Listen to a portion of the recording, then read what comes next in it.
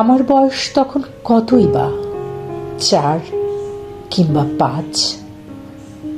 অথচ আমার স্মৃতিকে আজও অন্ধকার করে দেয় সেই সময়ের এক রাশ কালো ধোঁয়া।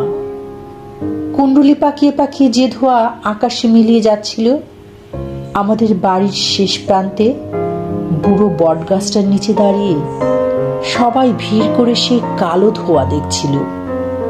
আমিও মায়ের কোলে চড়ে সেই ধোঁয়া দেখছিলাম। সবাই আতঙ্কে রায়ট লাগছে, রায়ট লাগছে, রায়ট লাগছে বলে ছোটাছুটি করছিল। এবং তার কদিন পরেই সদ্য বিবাহিত দাদা বৌদির সঙ্গে আমাকে কলকাতায় পাঠিয়ে দেওয়া হয়েছিল। আমি ছেড়ে এসেছিলাম আমার মাকে, আমার বাবাকে। আমি ছেড়ে এসেছিলাম আমাদের সেই বুড়ো বট গাছ, টিনের চালাওয়ালা গোবর লেপা বেড়ার ঘর, বাড়ির পেছনের পুকুর, পুকুর পাড়ের নোনা গাছ এবং আমার প্রিয় কাজলা দিদিকে। ছেড়ে এসেছিলাম আমার মাতৃভূমিকে, আমার জন্মভূমিকে। আর সেদিনের পর থেকে একদিনের জন্য আমি আর ওই জন্মভূমিতে ফিরে যেতে পারিনি, একবারের জন্যও না। এখন আমার স্মৃতিতে সব কিছু ঝাপসা, সেই ঘর, সেই গাছ, সেই কাজলা দিদি, সব সব। চাঁদপুর থেকে স্টিমারে করে গোয়ালন্দ, গোয়ালন্দ থেকে ট্রেন, দর্শনায় আমাদের বাক্স প্যাটরা ওলট পালট, এবং অবশেষে এক সন্ধেবেলা শিয়ালদা স্টেশনে।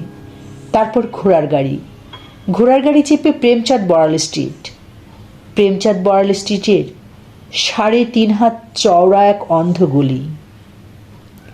সেই অন্ধগলির 11 নম্বর বাড়িতে একটি ঘর।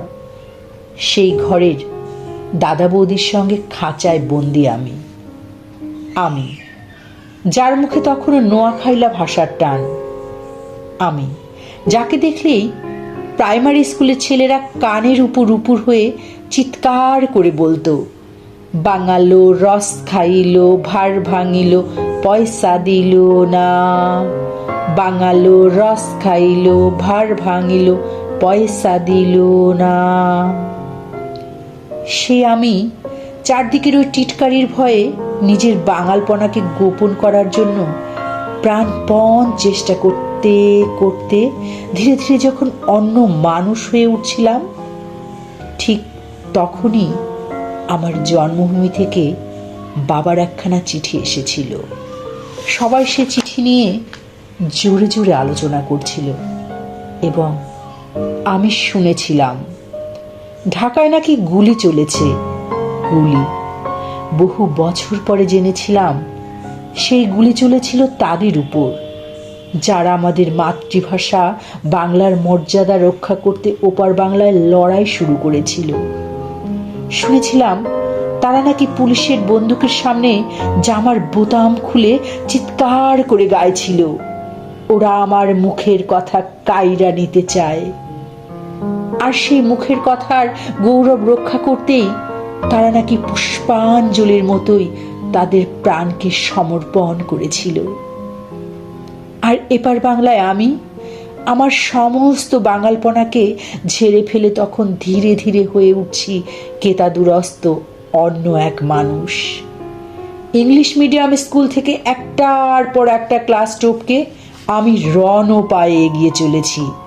ইংরেজিতে কথা বলায়, চালচলনে, আদব কায়দায় আমি তখন সবাইকে মুগ্ধ করতে পারি। রাম ব্যানার্জি লেনের বাড়ি ছেড়ে আমরা উঠে এসেছি কলকাতার এক অভিজাত পাড়ায়। কেউ আর আমায় বাঙাল বলতে সাহস পায় না, বরং একটু সমীহ করেই চলে। আমার দাদা বৌদি আমাকে নিয়ে গর্ব করে। আমাদের ভূতপূর্ব বাঙাল জীবনকে আমরা তখন রীতিমতো ঘৃণা করতে শিখে গেছি। তারপর থেকে আমার জীবনে শুধু চড়াই। আমি এখন এক সাহেবী কোম্পানির নামী অফিসার। যে কোম্পানির অভিভাবক এক নামজাদা বহুজাতিক কোম্পানি। সেই কোম্পানির স্বার্থে আমি এখন দেশে বিদেশে উড়ে বেড়াই। অধিকতর বিদেশি ব্যবসা, অধিকতর বিদেশি চুক্তি, অধিকতর বিদেশি পরামর্শ, কমিশন ইত্যাদি অর্জনের মধ্য দিয়েই আমার আজকের বিকাশ, আমার প্রতিপত্তি। আমার ছেলেমেয়েরা আমাকে ড্যাডি বলে ডাকে, মাকে মাম্মি। আমার মতো ওরাও এখন শুদ্ধ করে বাংলায় কথা বলতে পারে না, শুদ্ধ করে লিখতে পারে না মাতৃভাষায় কয়েকটা লাইন। আমার ছেলে মেয়েদের কাছে বাংলা ভাষা একান্তই বিদেশি। সেবার লন্ডনে এক জাপানি শিল্পপতিকে বিদেশের মাটিতে দাঁড়িয়ে তার মাতৃভাষা জাপানিতে অন্যদের সাথে অনর্গল কথা বলতে দেখেছিলাম। তখন আমার বুকের ভেতরে কেমন একটা কষ্ট হচ্ছিল।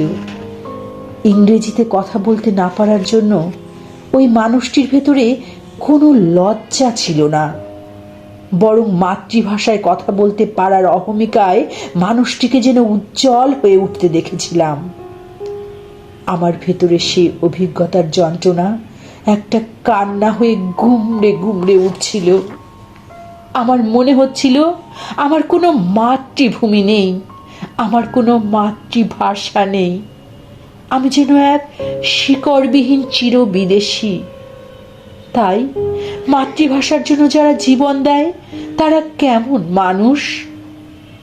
আজ আমার ভীষণ জানতে ইচ্ছে করে আমার বুকের মধ্যে সেই বাংলাদেশের জন্যে, সেই বাংলা ভাষার জন্য, একটুখানি বাঙালি হয়ে ওঠার জন্য একটা ভয়ঙ্কর যন্ত্রণা টন টন করে ওঠে, টন টন করে ওঠে, টন টন করে ওঠে।